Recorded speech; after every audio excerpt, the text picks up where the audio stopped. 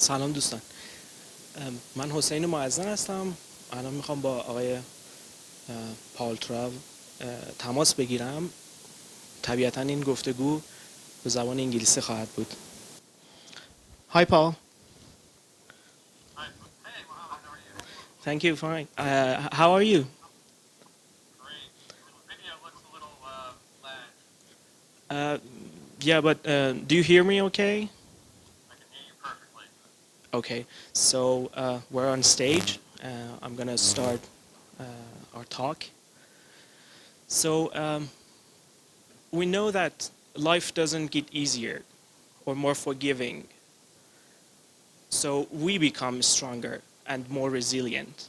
Now, by definition, resilience is the capacity of a system or a person to maintain its core purpose in the face of dramatically changed circumstances. The attitude to never give up when you're this close to giving up.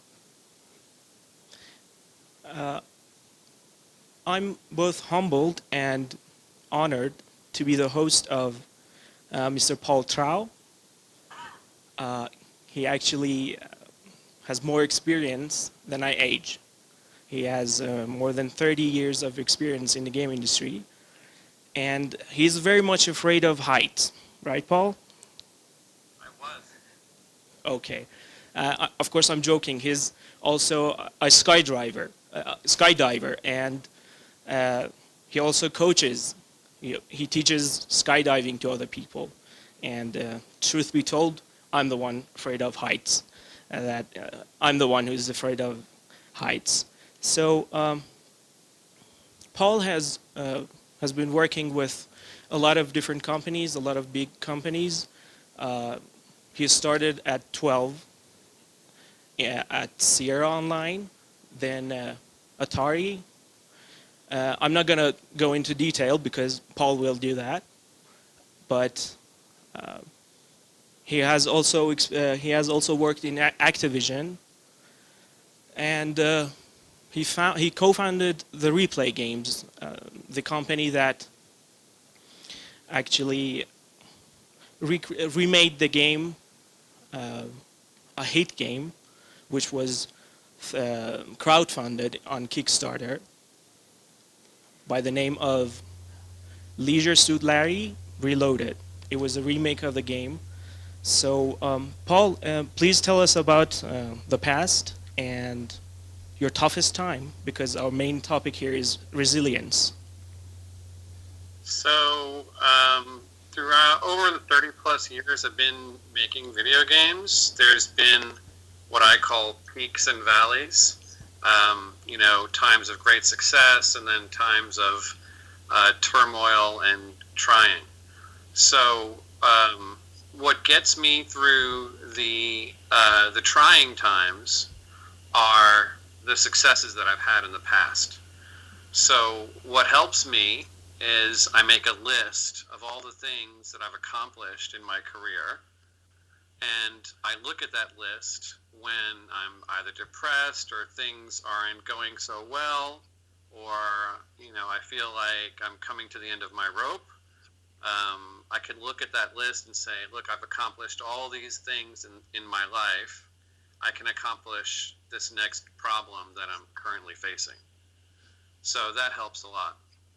Sure. So we have talked before, and I know that you don't know how to give up, of course, and you have never given up, actually. But there must be a mixture of passion and resilience. Do you see any amount of chance in there, in the mixture?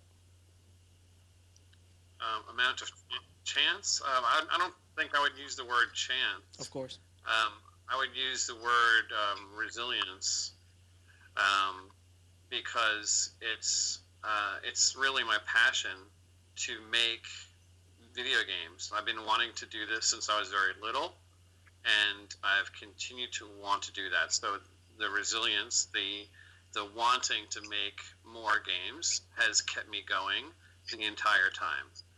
And if I didn't have that passion, then I probably wouldn't be sitting here with you today. Of course. What I wanted to actually mention here is that game industry is actually a very tough industry because there are a lot of things, a lot of good games, a lot of AAA games, and a lot of good mobile games. And well, being in the industry for 30 years has a lot of ups and downs, but Paul here has experienced more ups than downs. So, Paul, what are you actually doing right now, nowadays? So I'm doing two things. One, I write for a publication called VR Today magazine. And the second thing I'm doing is I'm involved in a venture capital fund that trades cryptocurrencies, including Bitcoin and Ethereum, Litecoin, and other cryptocurrencies. So cryptocurrency is a very hot topic, and I think you mentioned that you have started in the field back in 2015, right? I bought my first Bitcoin in 2015. Oh, yeah, different story. So, talking about virtual reality, the big trend here, we all think that the next big thing, the next big technological shift after the smartphone and internet will be virtual reality, and we're hopefully gonna get there eventually. But the thing is, I would like to indicate the difference between all these realities. So there's this continuum, Milgram's continuum. On one side of the continuum, we have the reality. On the other side, we have virtual reality. So in reality, we don't have anything digital. And on the other side, in virtual reality, everything is computer generated. Now, if we add something to the reality, we augment something on the reality, we call it augmented reality. And on the other side, one example of augmented reality is the very well-known Pokemon Go, which was a very huge, successful game throughout the whole world. And on the other side, if we add something to the virtual world from the real world, and just like the news studios, that the studio is digitally rendered, and we would actually capture the reporter on a blue screen or green screen, and then remove that through a post process and add that to the virtual world. This is called augmented virtuality. Augmented virtuality. Now, well, Paul mentioned that Samsung has done a very good job seeding the market with their Gear VR platform. So, Paul, do you want to share anything regarding this? Sure. Pretty much in Western Europe and in Asia and North America, Samsung gives away the Gear VR with every Samsung purchase, starting with the Samsung S7. So after that, you have the Samsung S7 Edge, and now you have the Samsung S8 that's coming out. So every platform that Samsung has released, every smartphone that Samsung's released since the S7 comes with a free Gear VR, and that's how I received my first Gear VR as well. So, with seeding the market that way, it enables the mass market to have a virtual reality platform. Granted that it's a very light virtual reality platform, it's very small and compact, and it's mobile, but it's nonetheless it's VR. What I find interesting, and I don't have current numbers. I only have numbers as of April of this year, April 2017. But as of April 2017, in the United States, there were 2 million monthly active users of the Samsung Gear VR platform. That's huge. Yeah, in terms of the Oculus Rift and the HTC Vive, there's about 1 million Oculus Rift users and about 800,000 HTC Vive users, which is actually relatively small. And we attribute that to the enormous price increase between the Samsung Gear VR and the Oculus Rift and the HTC Vive. For example, if you had to go and buy a Samsung Gear VR, it would cost you about $50 US versus an Oculus Rift, which is about $600, and an HTC Vive, which is also about $600. This Christmas, Q4, we're expected to see upgraded VR headsets at a much lower price. And those are coming from Dell, Lenovo, LG, and as well as Microsoft. So, and we're also expecting 4K resolution as well in these new headsets. So once the market for the high-end headsets come down in price, we're going to see much more user demand. There's already hundreds, if not over 1,000 applications on the Steam platform for the HTC Vive, and I expect that to just grow exponentially with these new headsets. The way that I see it, we still need like a lot more content, and the way that these big companies have actually are trying to solve this problem is by distributing development kits. And we have Oculus.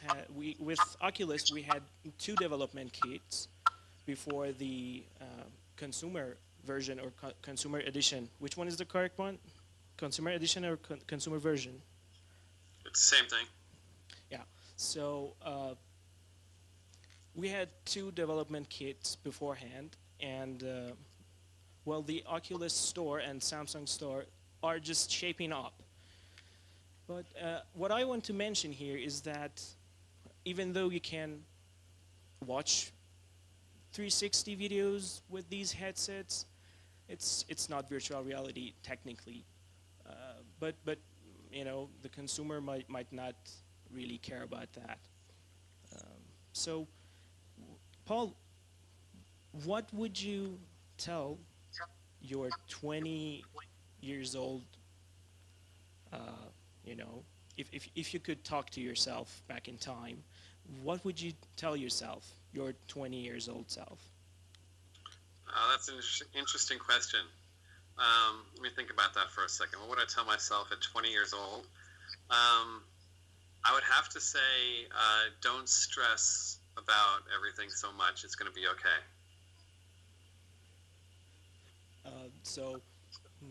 I think that I have to actually listen to that, because I'm working all the time, and I'm really stressed because the market is very competitive, and it doesn't really matter where you live, but you have to be resilient, and if you have the passion and just get up every time you fall, you'll eventually be successful, hopefully. So what else can what keeps you going? What keeps me going? The staying on the edge, the very edge, the bleeding edge of technology is what keeps me going. I like to see where we're going next. VR is really cool, but I really can't wait to see the integration of artificial intelligence with virtual reality, the artificial intelligence integration, the neural interface between our bodies and the computer. I think that is really bleeding edge technology that will change the world, when you don't have to put goggles on, to see virtual reality or augmented reality, when it just happens because you have a chip in your head or you have some type of neural interface. I think that's really cool. Very much, yeah. And to make entertaining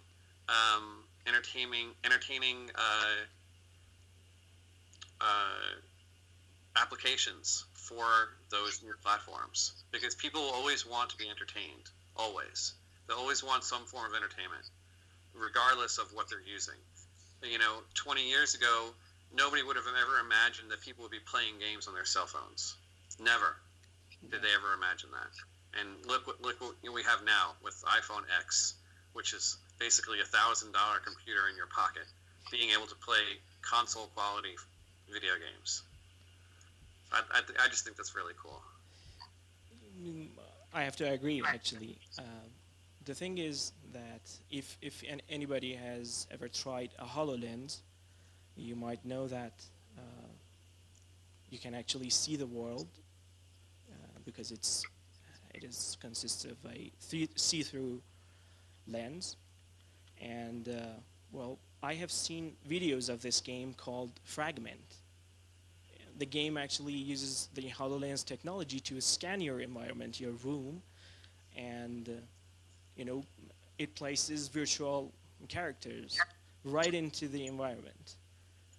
I have seen videos of this. I have a HoloLens, but I didn't find the time to play this game still. The characters that appear in your environment will actually sit in your chair, whether it be a sofa, and if you get close to them, those holograms would dematerialize and materialize somewhere else. They know where the walls are, and the crime scene is being simulated in your real environment. So clues might be under the table or in some place in your room, which is very interesting. And well, HoloLens is just the starting. I mean, even though it's on the bleeding side of the technology, but we have still a lot of things that we can expect. Well, hopefully from Magic Leap, and what's next that we don't know. I think that if someone or some company can do what Facebook did for content, if we're able to do that for virtual reality, there will be a huge market. And of course, the big boys, Facebook, Microsoft, and Google, are really trying to shape that market and own it.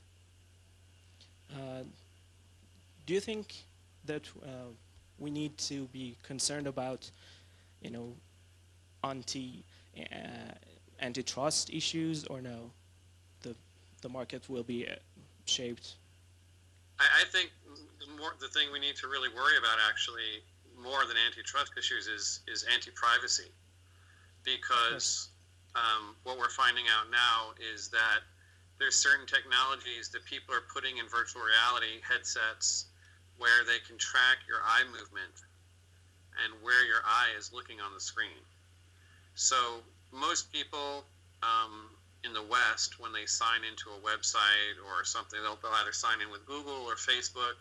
So all of their information is being transferred to this new company that you're signing in with your Facebook credentials or with your Google credentials. And Google and Facebook already know who you are, how old you are, if you're male or female, if you're married or single, where you live. They already have all that information, which then in turn gets passed over to the new company that you log in with. Well, when you combine that with what you're looking at on your VR screen, as well as where your eyes are going, really tells them a lot of information about you. Maybe more information than you actually want to give. So I worry about the privacy implications about that as well. Yeah, I think it is a very important topic as well, and I think the biggest advocate there is Elon Musk. Actually, he's very much worried about the AI and all that you have mentioned. Paul, not just Elon Musk, Bill Gates, and there's several others. Yeah, Bill Gates, and he's an advocate for the security as well and privacy. So, Paul, it has been a very nice talk. It is always a pleasure to talk to you, and we'll hopefully see you in Iran once more. Again, actually. Hopefully I'll be there within the next couple of months. I would very much like to actually see you in person. I would like to see you in person as well. Thanks for your time. Are there any questions from the audience? I don't know. Any questions?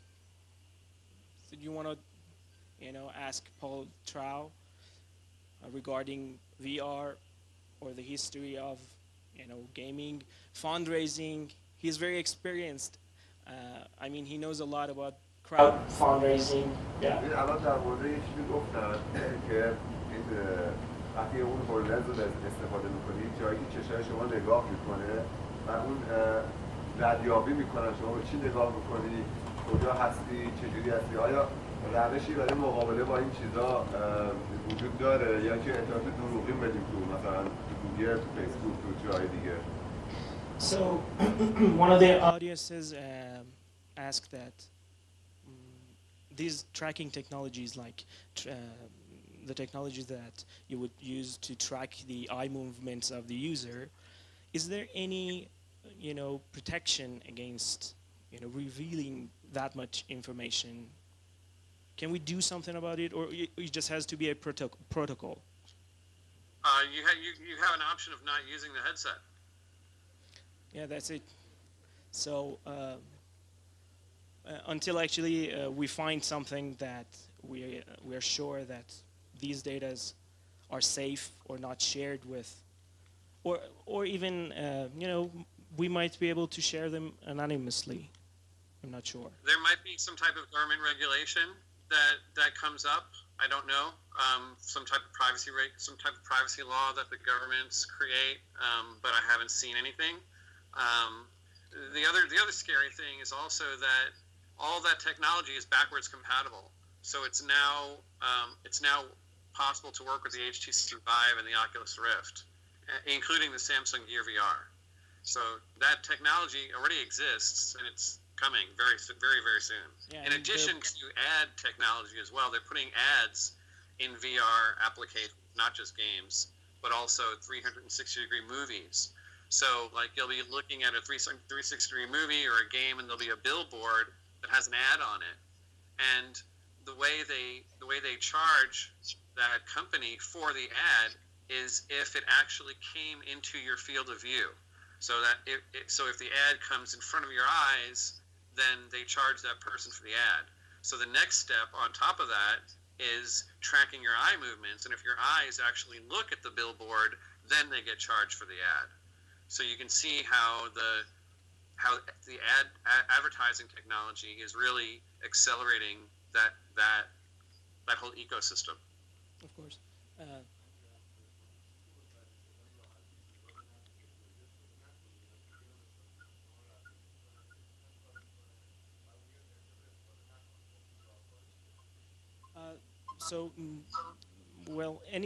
Nothing is established yet. So if your data is really important to you, the only thing that you can do right now is not using the device, which these devices are not yet into the market.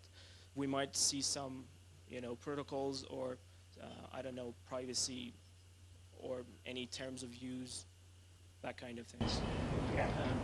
گفتن که در مواقع تروء وقتی که گرفتاری برشون پیش اومده به سابقه‌های کارشون نگاه کردن و خب آروم شدن.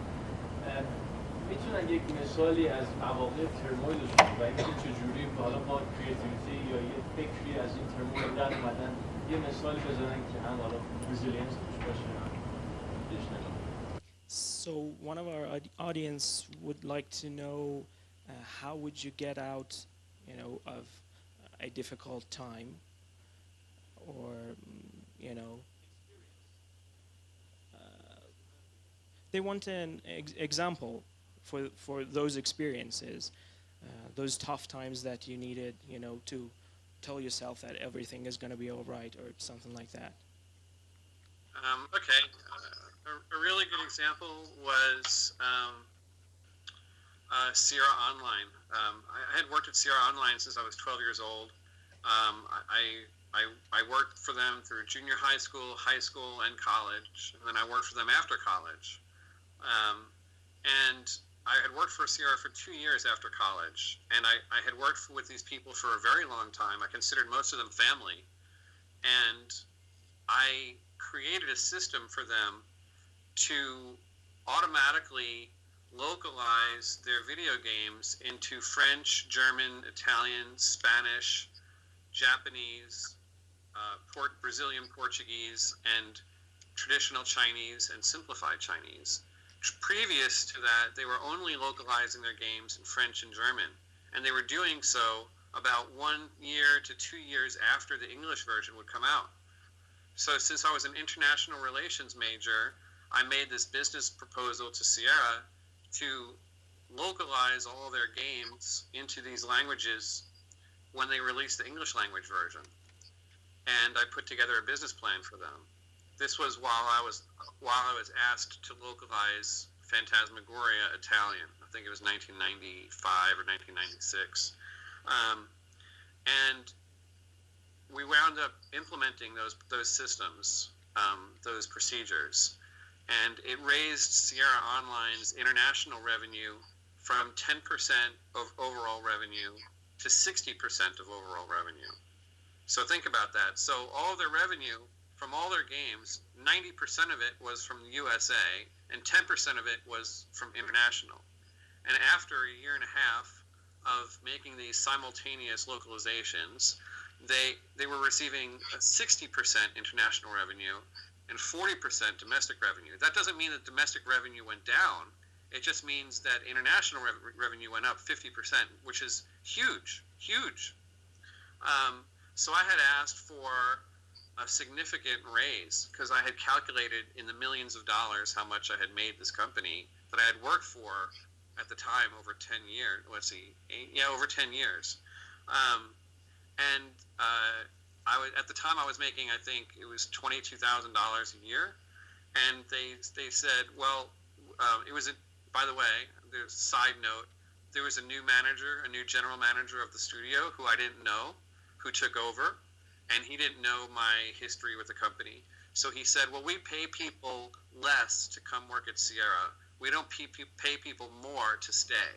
So you have a choice of taking the salary increase to $26,000, or you can go ahead and leave. And I was very upset because I thought I'd be working for this company for the rest of my life. And here I had made them tens of millions of dollars, and I was asking for, maybe $35,000 or $40,000 a year, and they threw an insult at me and gave me a $4,000 raise. And I was devastated. I was floored. And I didn't have anywhere to go. I literally picked up and moved my entire life from Florida, where I had gone to school. I had drove across the entire United States to work for this company that I had been working for remotely from New York, where I grew up, since I was 12 years old. So I said, okay, fine, I'll take the small salary increase, thank you. And I walked out of the general manager's office, and then I started to look for a job. And I just went to all these different video game company websites, and Activision happened to be one of them. And in the cover letter, I had put what exactly I did for Sierra, and they had contacted me after this is for job searching, maybe after like 2 or 3 weeks, which seemed like a very long time. Trust me, it seemed like it was a year, because I had this pit in my stomach that I had been betrayed. I felt like there was a knife being stabbed in my back. So they said, we like what you did for Sierra. If you'd be willing to talk about that, we'd like for you to talk about coming to do that at Activision. So about 3 months later, I then accepted an offer at Activision, making double what Sierra was paying me. So this is the way that resilience pays out. It turned out to be a lot better, and becoming a lot better and better every day. So that's the point of this talk, actually. So one more question, if there are any. Yeah. I would like to know, virtual reality right now is growing up and expanding in every way. We have it in healthcare, we have it in restaurants, in architecture, and any subject. I'd like to know, how can we put the virtual reality, which is actually, we used it before, we started by using it to see the future, to show the future. But these days, I saw that there are restaurants that they are using the virtual reality. It's more fantasy and things that we can't have it in reality.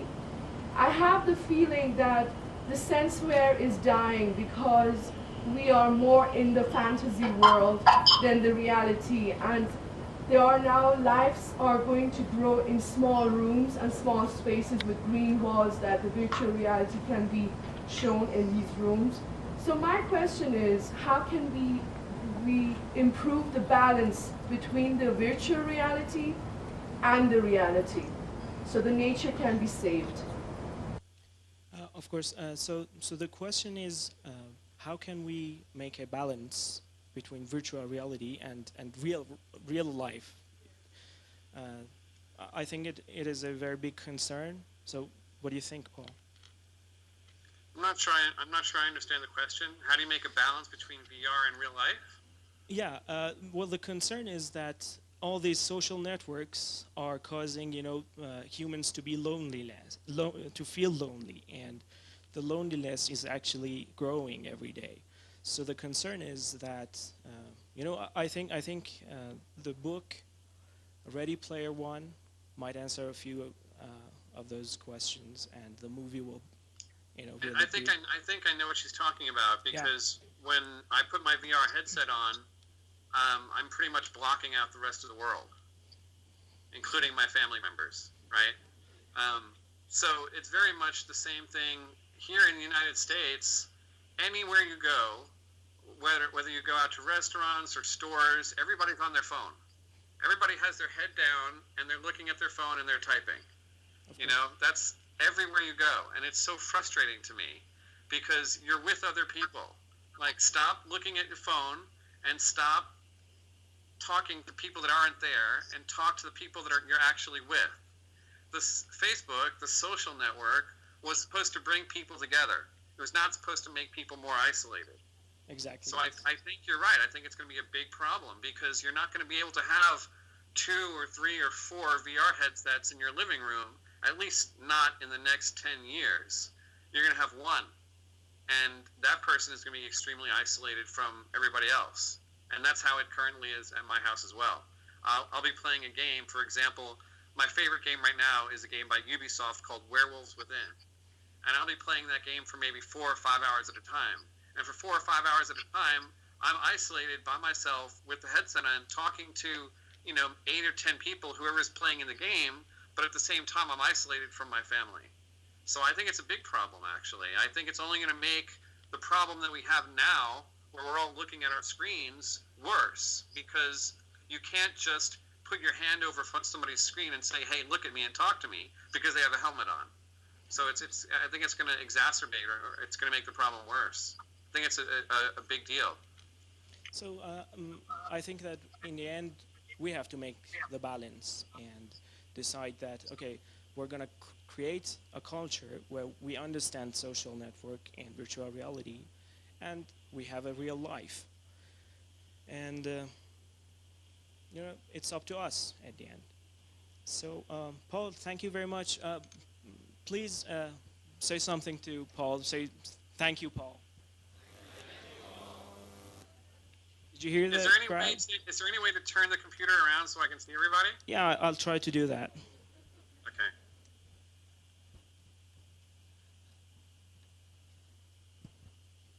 It might not work out. Hopefully it will.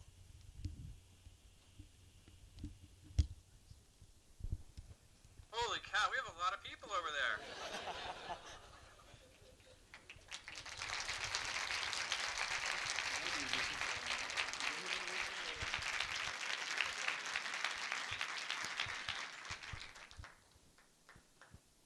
What was that, Paul? I said thank you for having me. Yeah, sure. Thanks for your time. Thank you very much. Okay. Good luck. I'm happy to do it anytime. Thank you very much, Paul. Okay, so we'll hopefully see you in Iran. Okay. Anytime you guys want to do this, I'm available. Thank you very much. So have a very nice day. I think you have to go to sleep. Yeah. Okay, so thank you very much again, and goodbye. Okay, see you later. Goodbye.